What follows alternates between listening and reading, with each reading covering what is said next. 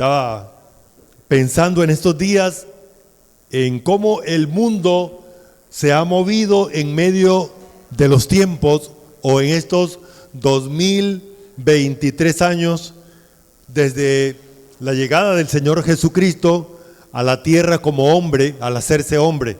Y es impresionante que la iglesia suya ha tenido toda clase de ataques.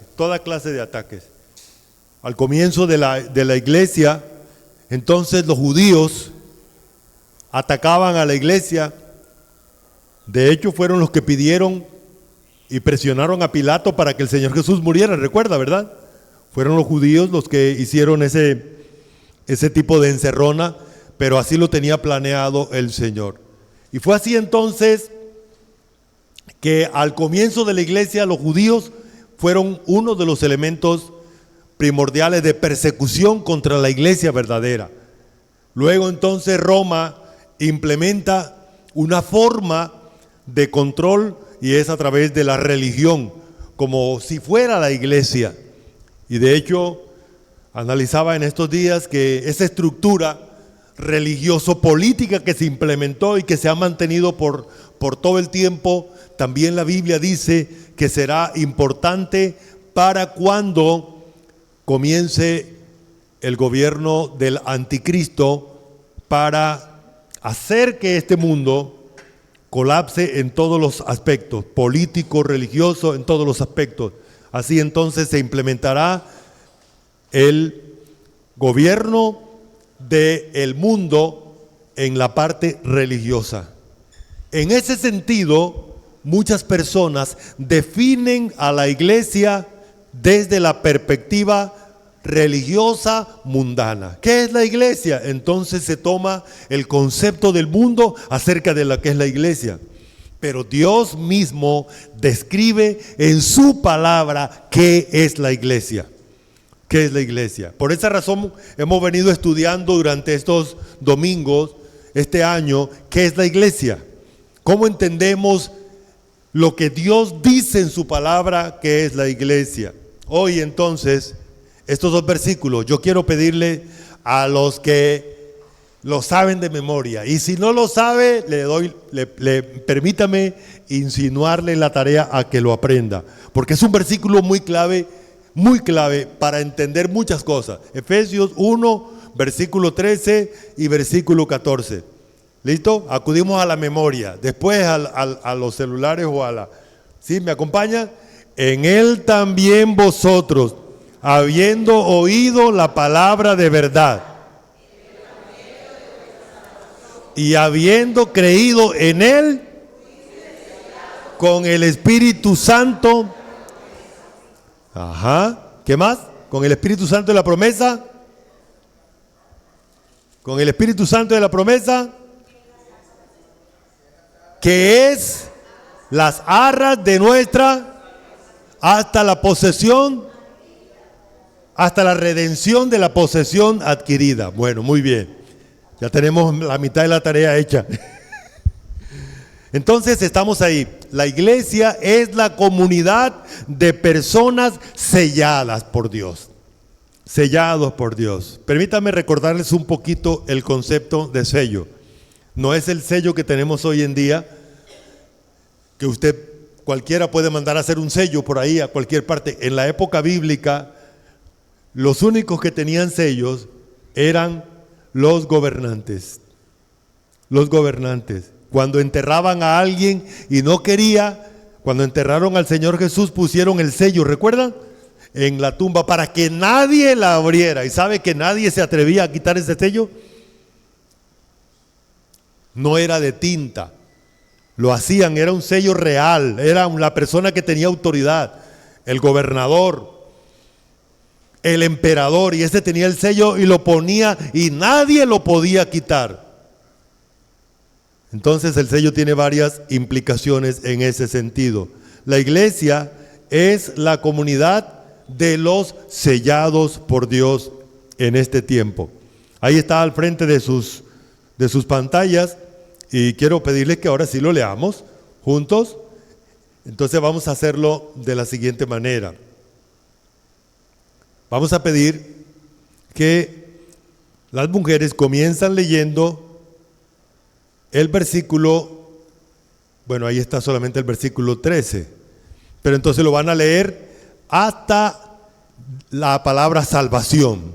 Y los varones, y habiendo creído en él. ¿Listo? Las mujeres comienzan. 1, 2, 3.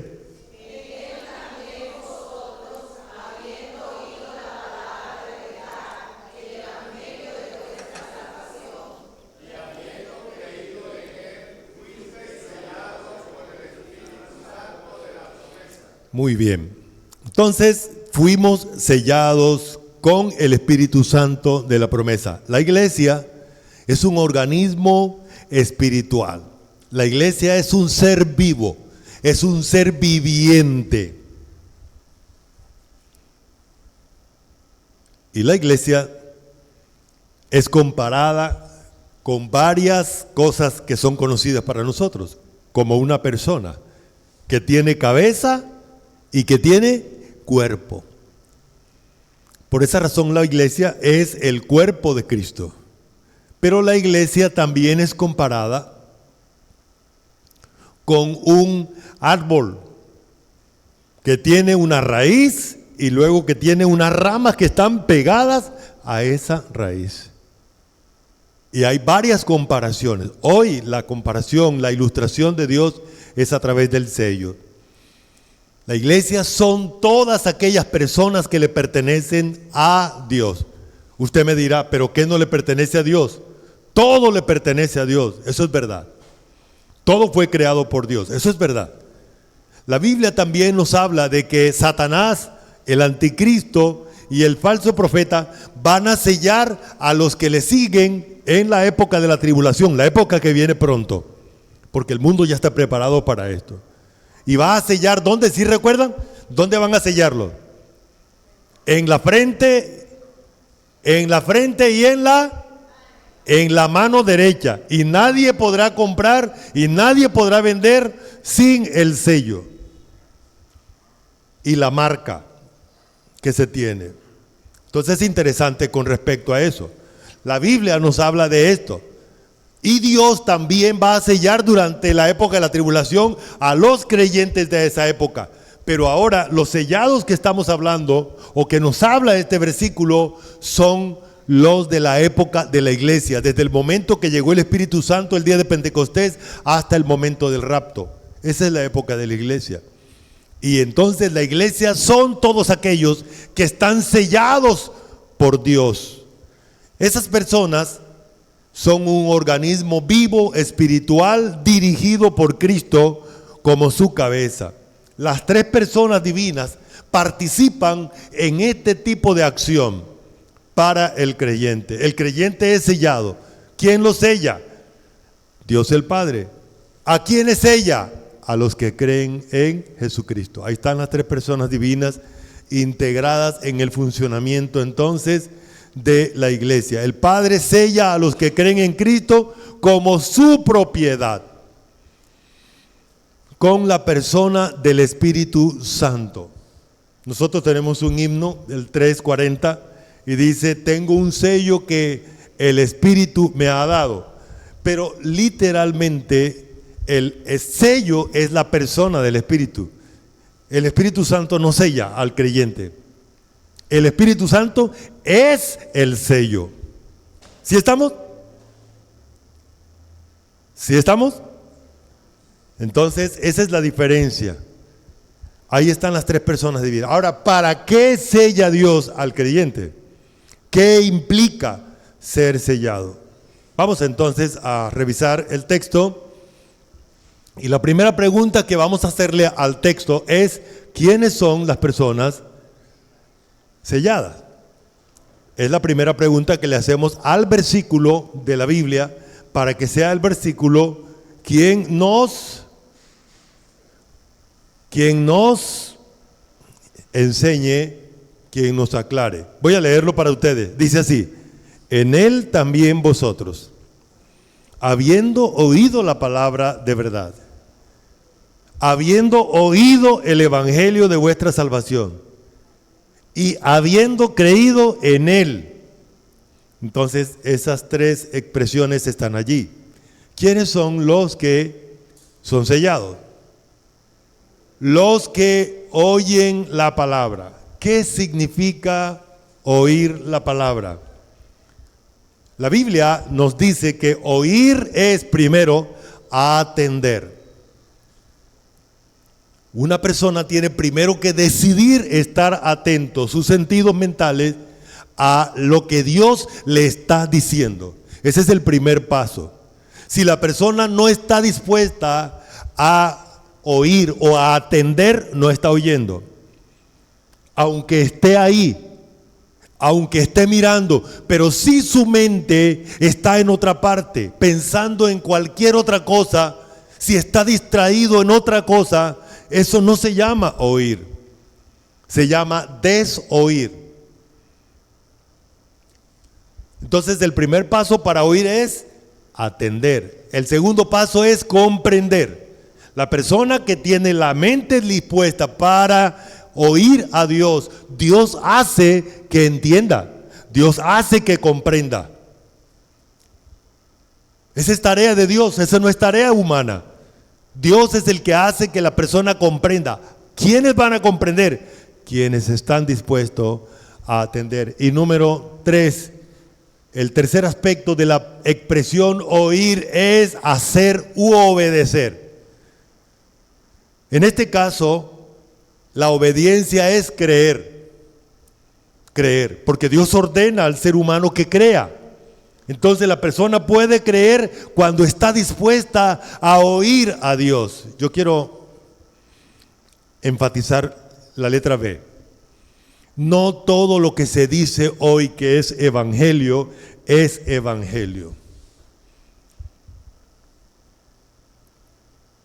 ¿Está bien? Voy a hablar aquí un poco escuetamente. A veces hemos aprendido formas de evangelizar que no son las de Dios. Estrategias humanas no son las de Dios.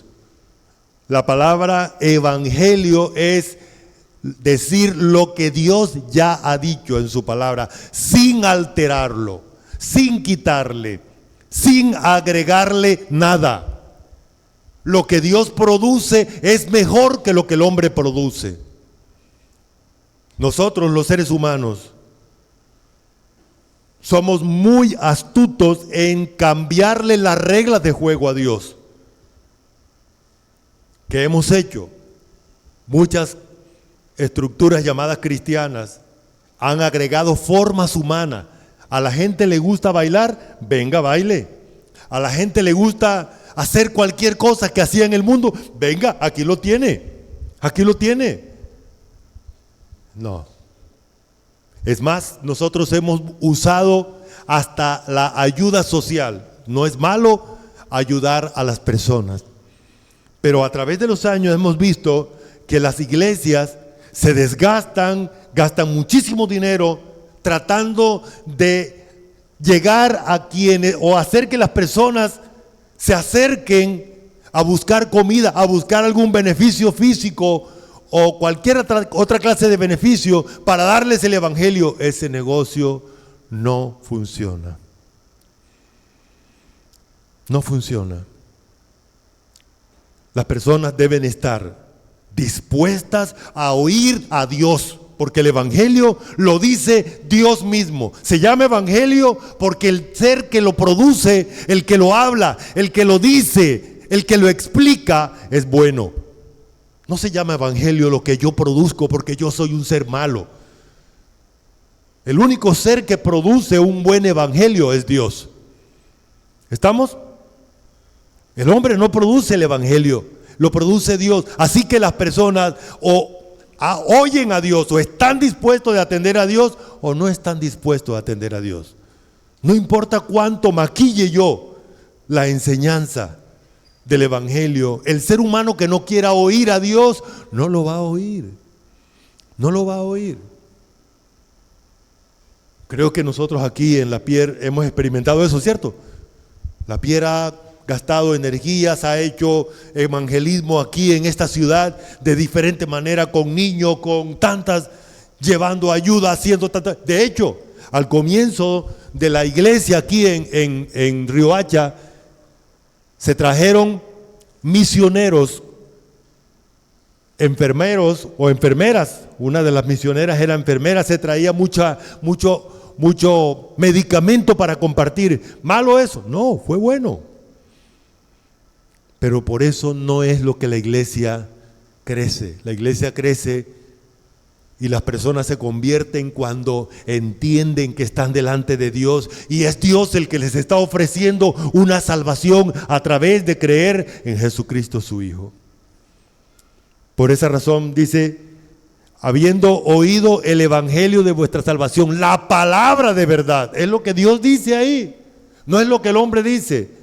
Y aquí viene, al fin y al cabo, al ser humano le toca enfrentarse con Dios.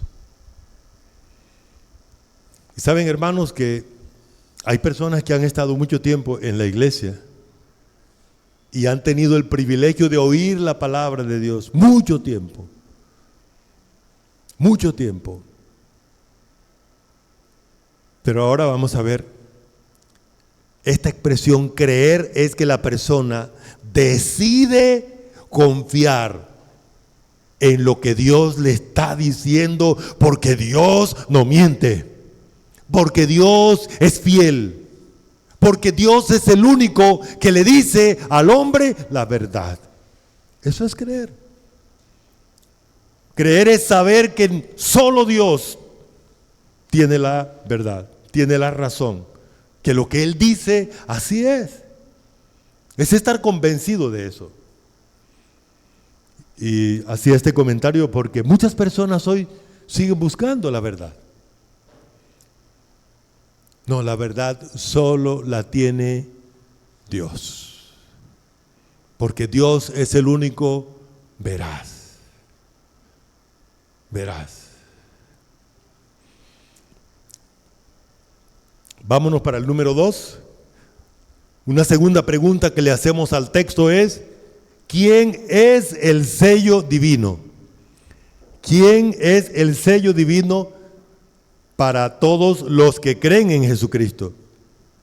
Vamos a mirarlo. El sello es la persona misma del Espíritu Santo. Qué maravilloso es Dios, ¿verdad? Dice el versículo 13 otra vez: en Él también vosotros, habiendo oído la palabra de verdad, el evangelio de vuestra salvación, fuisteis, y habiendo creído en Él, fuisteis sellados con el Espíritu Santo de la promesa. Quiero traerles hoy, cuando llegamos a una entidad a buscar o hacer alguna diligencia, nos exigen que vaya un elemento que garantice que lo que estoy diciendo o lo que está escrito ahí es verdad. En nuestro medio, en nuestro país tenemos, por ejemplo, la notaría. Y normalmente un documento notariado significa que ese documento tiene una altísima credibilidad. De hecho, cuando se hace una escritura pública de un bien inmueble, entonces hay dos entidades encargadas de darle a ese documento una credibilidad. Número uno, en la notaría, y luego en instrumento público. Hay dos entidades.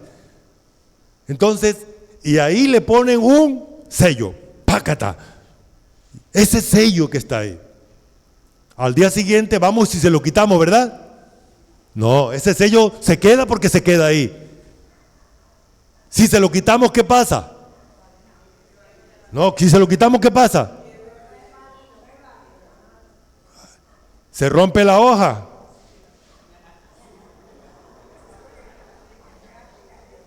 Se rompe la hoja. No hay manera de quitárselo. No hay manera de quitárselo. Entonces, Dios nos está dando a entender unas verdades contundentes aquí. Dios toma la persona del Espíritu Santo y la inserta en aquellos que creen en Jesucristo. ¿Desde cuándo? ¿Qué se necesita para que el Espíritu Santo lo selle a uno? Una sola cosa. Una sola cosa. ¿Qué es? Creer. Creer. Creer. Y se cree porque la persona oyó el Evangelio. Nadie cree sin haber oído el Evangelio de verdad. Nadie cree sin haber oído lo que Dios está diciendo al ser humano. Entonces, el sello es la persona misma, no es una tinta que se pone en un papel, es la persona del Espíritu Santo que Dios la introduce en el ser humano, la pone en el creyente. La pone en el creyente. Una de las diferencias entre los creyentes de esta época y los creyentes de la época del Antiguo Testamento era que el Espíritu Santo en los creyentes del Antiguo Testamento no permanecía. Sansón era un creyente. Y cuando el Espíritu Santo estuvo con él, Dios le dio una fuerza impresionante descomunal para cumplir la tarea que se le había asignado. Pero cuando Sansón traicionó a Dios, el Espíritu Santo le fue quitado. Le fue quitado.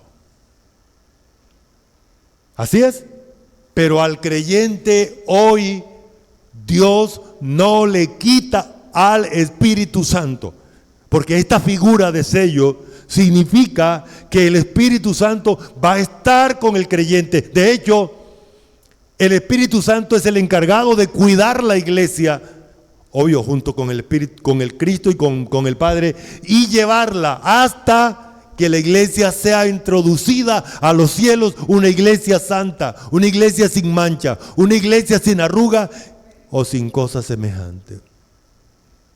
Entonces el Espíritu Santo es la persona de la divinidad puesta como sello, puesta como un sello que no se va a quitar, que no se va a remover.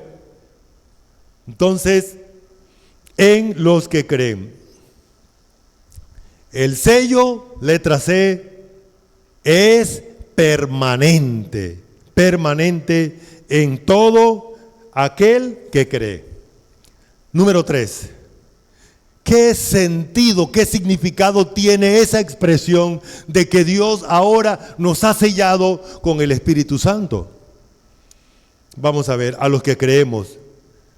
El sello es una promesa divina a los que creen en Jesucristo. Vamos a leer estos versículos, Hechos capítulo 2, versículo 38 y versículo 39. Vamos a leerlo y de la siguiente manera. Vamos a pedir a las damas que lean el versículo 38 y los caballeros esperan la siguiente presentación y la leen, que es el versículo 39. Damas, dice así: Pedro les dijo: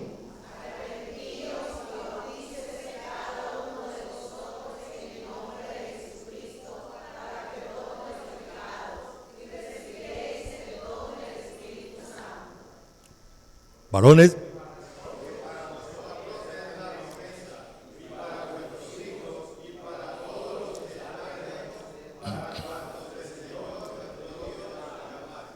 entonces la promesa que Dios había hecho es que quienes son bautizados en la persona de Cristo.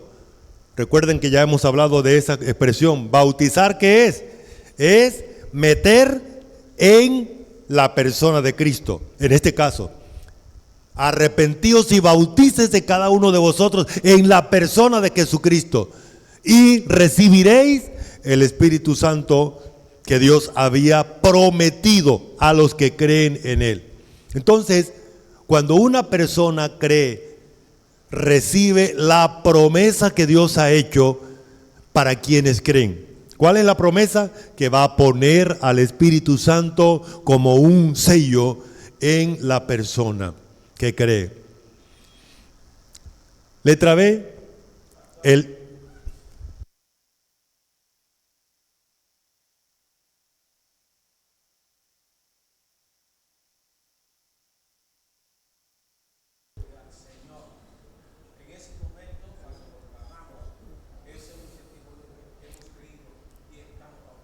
entonces, a partir del momento de creer, es cuando comenzamos, dice Romanos capítulo 8, clamamos a Dios. El creyente solo desea orar al Señor, dice, porque el Espíritu Santo hace que le clame a Dios. ¿Y cómo le dice a Dios?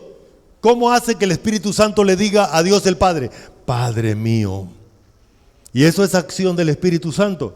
Romanos 8:26 dice, y es que el Espíritu Santo es el que nos ayuda a orar como conviene, porque no sabemos orar, ni podemos, pero el Espíritu nos ayuda en nuestra debilidad.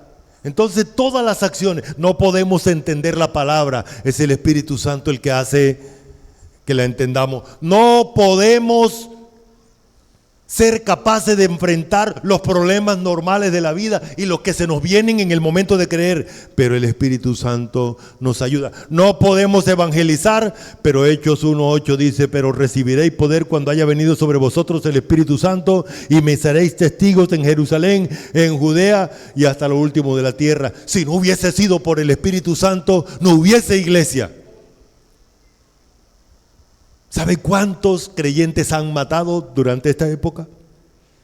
Millones y millones. Y la ira de Dios sobre los hombres está guardada. La tribulación es para Dios castigar a los hombres por el maltrato que le han dado a su iglesia durante estos más de 2000 años que la ha tenido aquí en la tierra. Una de las razones es esa. ¿Sí recuerdan, verdad? Entonces, esa es la verdad. El sello es una garantía de que somos propiedad de Dios. Cuando somos sellados, entonces recuerdan, usted se va para su casa con un documento, ¿verdad? Compró un carro, compró una casa, compró una cosa y se va con ese documento y va contento y dice, ahora esto es mío. No es verdad, no es tan así, porque el día que usted se vaya de aquí no se lo lleva, pero bueno, digamos que sí, mientras está aquí en esta tierra, ahí está ese que dice que eso es suyo, pero en el caso de Dios es el documento donde acredita que usted le pertenece a Él para siempre, para siempre. En Romanos capítulo 8, versículo 9 dice, mas vosotros no vivís según la carne, sino según el Espíritu, si es que el Espíritu de Dios mora en vosotros. Y si alguno no tiene el Espíritu de Cristo, ahí está, ¿verdad? Solo hay dos clases de personas en el mundo. Aunque Dios creó a todos, los que les pertenecen y tienen ese tipo de relación con Dios, porque tienen el sello que le da la garantía de propiedad, que es el Espíritu Santo. El sello es una garantía de que Dios está presente. Porque el sello significa que el Espíritu Santo está en el individuo para siempre. Ahora, recuerden ustedes que en el caso de Dios, si está el Espíritu Santo, también está Jesucristo y también está el Padre. Letra D, el sello es una garantía de que usted tiene una herencia celestial. Hey, vamos a leerlo y ahí explicamos algo. Efesios 1:14. Voy a pedir a los varones que lean bien fuerte este versículo 14. Dice así, que es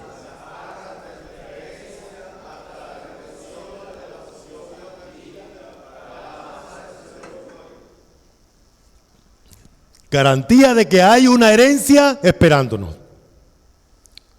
Y lo que Dios nos está diciendo es, te voy a asegurar la herencia celestial dándote una primera parte que es la persona misma del Espíritu Santo. El Espíritu Santo funciona como una garantía de que Dios va a cumplir. ¿Dios miente? No, Dios no miente. Dios cumple siempre sus promesas. Pero lo que Dios nos está dando es una garantía para que nos sintamos seguros de la propiedad celestial que Dios nos ha asignado a nosotros. ¿Y a quiénes le ha asignado Dios esa herencia? A sus hijos. Somos coherederos con Cristo en los cielos, porque somos sus hijos a través de creer en Cristo.